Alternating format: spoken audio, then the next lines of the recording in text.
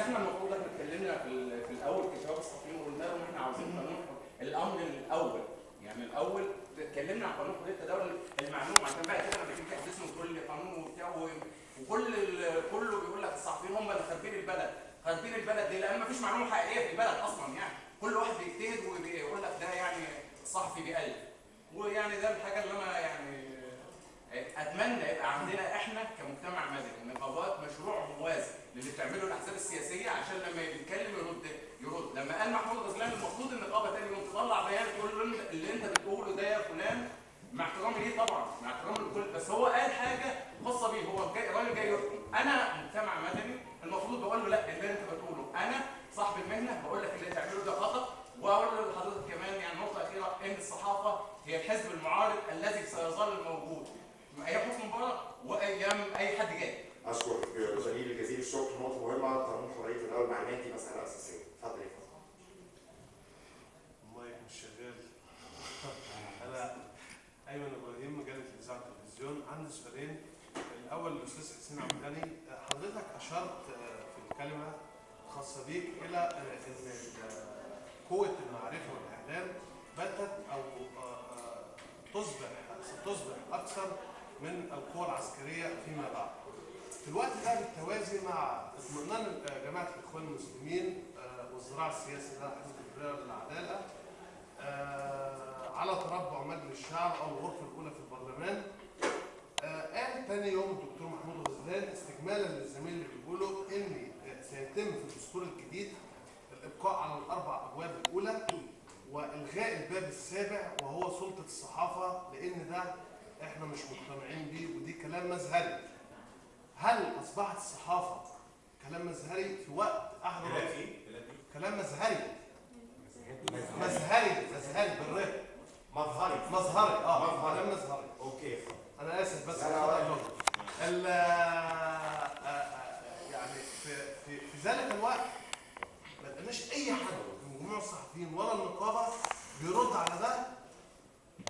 كنا نتمنى ان نشوف معركه زي معركه قانون 93 اللي النقابه تصدت ليه بالفعل وسقط، وكان اتكلم بالنجاح بقانون 96 اللي بيشوبوا كثير من العوار بشان الحريات والحبس الاحتياطي.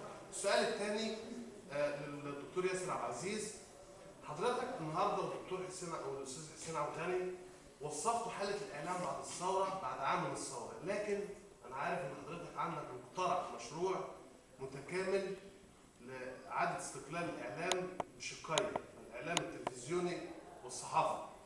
وحضرتك اتكلمت، انا شخصيا يعني المشروع ده بيبعث بالتفاؤل ونحتاج يعني حضرتك تمرره على النقابه وكل الجهات وتقول لنا فيه، لكن النقطه اللي لقيتها يعني منقوصه في القانون ما قلتلناش حضرتك هنعمل ايه في الهيئه العامه للاستعلامات المسؤوله عن صوره مصر خارجيا واعلاميا بشان ما يحدث بالداخل. شكرا ليك. اتفضل ولا خلاص ماشي يا فندم. حضرتك اتفضل. عبد العزيز زميل صح. الحقيقه بعد العرض اللي عرضوا علينا الدكتور الاستاذ حسين والدكتور ياسر، وطبعا هو ده يعني اطلاله على واقع موجود، يعني انه فعلا الاعلام لم يكن متواكب بالقدر الكافي مع الثوره. السؤال الان لماذا لم يتم يعني التعاطي مع فكره الاكتتاب العام، بمعنى ان يكون هناك اكتتاب عام لقناه شعبيه وطنيه تكون قاطره لاعلام شعبي وطني في مواجهه الاعلام الخاص بتمويلاته، ونحن يعني احترامنا لكل القنوات. الحاجه الثانيه برضه يكون يحدث يعمل نوع من التوازن مع الاعلام الرسمي واعلام الصوت، وكان يجب ان يقود هذه الفكره كقاطره وطنيه الساده الافاضل زي الاستاذ حسين زي الاستاذ ياسر زي الاستاذ حمدي امدين. الحقيقه يعني كنا متوقعين ده يحدث، يعني مش عارف عندي معلومات جديده عن الموضوع. طب يا ريت حضرتك يعني كنت تعلم. دي نقطه. النقطه الثانيه معلش سريعا برضه، انا يمكن ما خدتش دلوقتي، لماذا فشلت القنوات الخاصه؟ احنا طبعا مش هنقدر نصل كل القنوات الخاصه في العماله ونحن ليس في هذا المجال. ده مش وصفه بالعماله؟ لا انا بتكلم على مستوى الشخصي، انا مش بقول عشان اللي جاي، لكن في قنوات لها تمويل اجنبي، لكن في المقابل في قنوات يعني نقدر نقول على لماذا لم تلعب هذه القنوات دور القاطره الاعلاميه وتكون لها دور وبلوره اعلام اكثر وضوحا وياخد الثوره في اتجاه ايجابي، لانه برضه في المقابل للاسف الشديد هناك بعض المسؤولين لا زال يشاهدون التلفزيون المصري، وانا مش عارف برضه جاوبنا على التساؤل الاخير ده، هل ده معناه ده نجاح نسبي للاعلام الرسمي اللي بتسيطر عليه السلطه وواخد جناح تحت منه زي جناح العباسيه وغيره، ولا ده فشل برضه للقنوات الخاصه رغم التمويل الضخم ليها ان ما قدرش يبلور فكره ثوريه اعلاميه حقيقيه؟ شكرا. شكرا جزيلا. اتفضل. ياسر كمال، جريدة ثورة مصر. ايوه سؤالي للاستاذ حسين، طبعا احنا العرض الجميل اللي احنا سمعناه دون وفعلا عمليه تطوير الاعلام اللي الاستاذ حسين تناولها، احنا فعلا محتاجين لتطوير اعلام، وهو زي ما تفضل وقال ان هو تقدم بمشروع للجهات المسؤوله بتطوير الاعلام، لكن هو ليه سؤال واحد بس: ما هي الاليات التي يجب ان تتبع لتطهير الاعلام؟ وما هو دور نقابه الصحفيين والساده الافاضل في تطهير وسائل الاعلام التي اصبحت تؤدي الى مصر الى مزبله التاريخ؟ ده اول سؤال. السؤال الثاني بس استاذ ياسر بعد اذن حضرتك. استاذ ياسر ليا تعقيب برضه صغير عليه بناء على الشريحه بتاعه استخدام متوسط الفرد ل $6. انا بس عايز استاذ ياسر انهي شريحه بالظبط اللي تم اخذ العينه منها لتحديد متوسط الانفاق؟ دي عينه دوليه، دي عينه دوليه. ما عايز ده مش قانون، مش انا بس عايز اوضح حاجه. لا في نقطة بس اسمعني بس حضرتك في نقطة. في حد قال إنه كلام مش موثق. لا كده مش. بس هو قال كلام كتير مش موثق. أنا سمعت كويس اللي قاله الأستاذ حسين واللي أنا قلته وسمعته بدقة. مفيش أي معلومات قيلت بدون توثيق. معظم ما قيل هو آراء، وحينما تحدثنا عن أحداث قلنا أحداث كذا اللي وقعت يوم كذا، تقرير كذا، تم تقديمه لكذا، لقاءات كذا، وحسب في رقمين انا قلتهم. الرقم الاول $6 والله العظيم ورحمه ابويا ما بتاعي ورحمه ابويا ونعم الشريف مش بتاعي، ده بتاع الامم المتحده. الامم المتحده بتحسبها ازاي؟ مش برصيد ولا استاذ محمد. انت اتصرفت على الاعلان كام؟ يعني انت دفعت من جيبك كام عشان تعلن؟ بمعنى ايه؟ المنفق على الاعلان متوسط انفاق الفرد على الاعلان هو بيجي على المجتمع. الدفع كام في الاعلان السنه دي؟ مش بحث استطلاع، مش مسح. الاعلان الدفع فيه كام السنه دي؟ قال له الدفع 100 جنيه، قال له انتوا كام بقى؟ قال له احنا 100، قال له يعني الواحد فيكم بيصرف تقريبا جنيه. وابدا يعني ممكن تلاقي واحد صرف 10 جنيه واحد صرف 500، يعني ساويرس صرف اكيد اكتر من خالد برماوي 100% لانه صرف اعلان اكتر، بس برماوي بيمشي معاه كده وخلاص. فده بيتحسب ازاي؟ انتوا طبعا ليه علاقه بالمسائل، ده بيتحسب انه احنا كلنا كده دفعنا كام على الاعلانات، ده اسمه الانفاق الاعلاني، نقسمه على عددنا يطلع متوسط انفاق الفرد على الاعلان. هي دي $6. $6 مش بتاعتي الامم المتحده، موجوده في اي دليل من ادله الموارد التنميه البشريه للامم المتحده. فدي دي نقطه. النقطه الثانيه لا بس انا دي نقطه. النقطه الثانيه انه ازاي انا حسبت بقى الحسبه اللي انا قلت 3 مرات انه ده تقدير خاص. افتكر انه قلت 3 مرات تقدير خاص. ليه؟ علشان ما حدش يستخدمها على غير هذا المستوى. التقدير ده زي ما قال الاستاذ حسين انا اجتهدت فيه. اجتهدت ليه؟ لانه اكبر 3 من اللي بيشتغلوا في الاعلام في مصر اللي هم بارك ووكاله الاهرام للاعلام وطارق نور.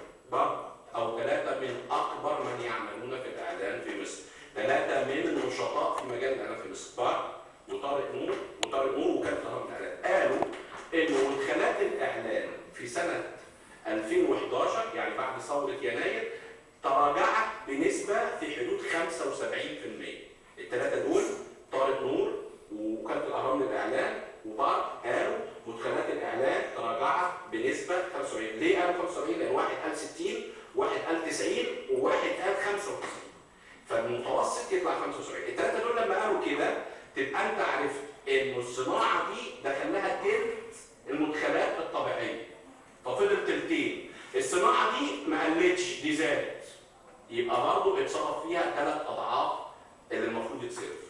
فده التقدير وده تقدير انا كاتبه في ورقه بحثيه مديره في مركز الاهرام للدراسات السياسيه والاستراتيجيه مبني على هذه المعلومات. فانا بحسبها انه حجم المدخلات لقطاع الاعلام انتوا عارفين في 3 قطاعات ازدهرت بعد ثوره يناير. وكل القطاعات الباقيه يا تعثرت يا مشيت زي ما هي.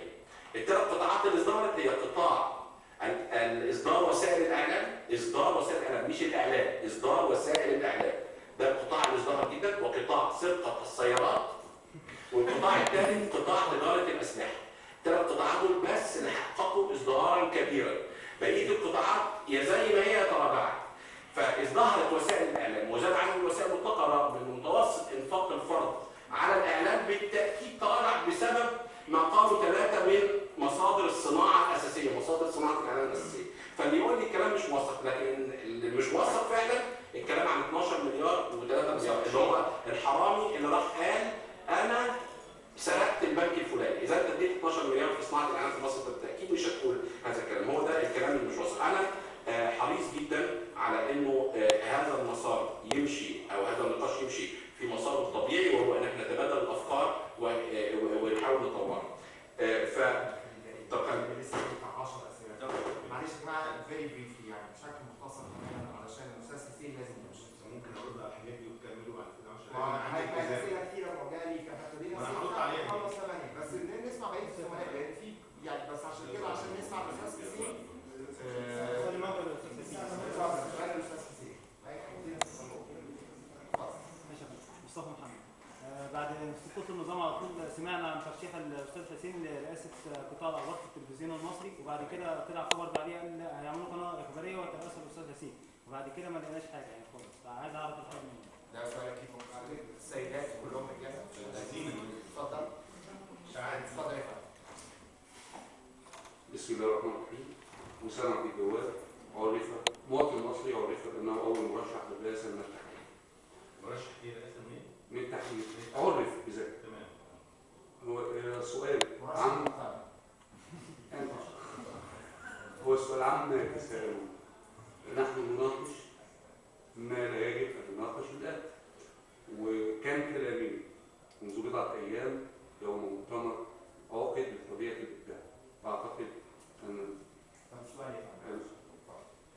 يعني انا هطرح وجهه نظر حريه الابداع، ثم اليوم نتحدث عن حريه الاعلام في اي نظام.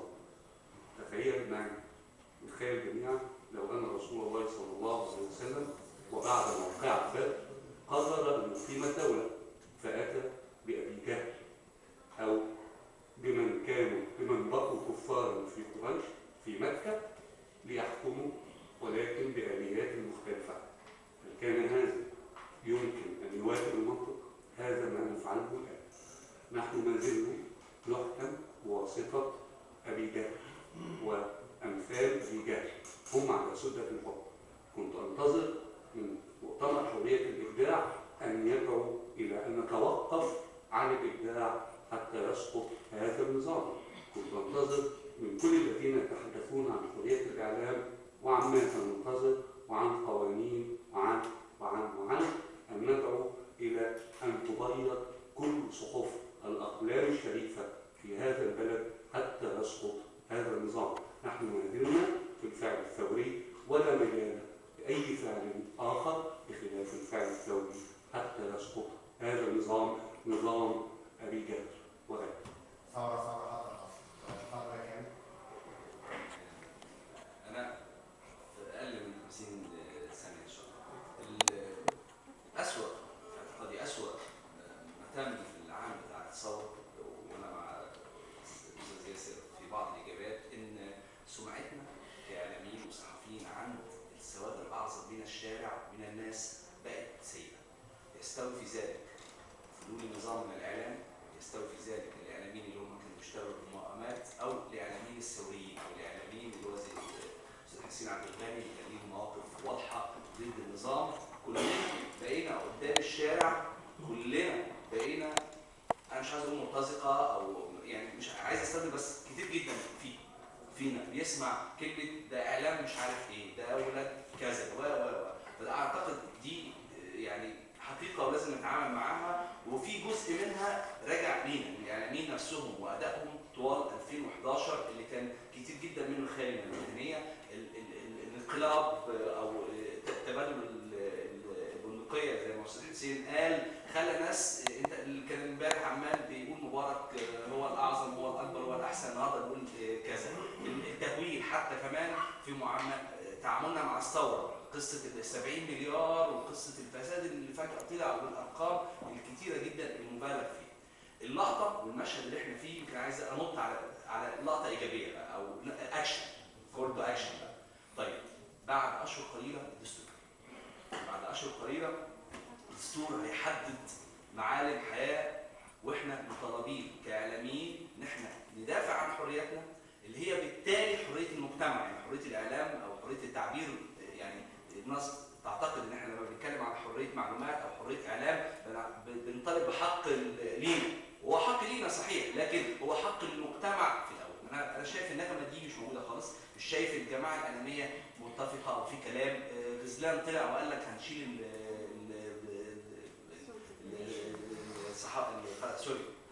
الصحافه كسلطه رابعه، محدش تابع. كلمت استاذ عبير وكلمت ناس وبدانا نعمل حاجه، لكن لقيت معظم الاعلاميين واكثرهم دلوقتي ليهم خلفيات صحفيه اللي ماسكين التوك شوز، ما حدش قايم من الدنيا وعلى قعدها على تصريح زي ده. يكفي ان هو جه من جماعه مش من الحزب كمان. انا شايف ان احنا متفرقين والقصه على الابواب، ويعني انا مش هسامح نفسي ولا التاريخ هيسامحنا ان احنا في لحظه فارقه زي دي ما اتكلمناش وقلنا عايزين حقنا وحق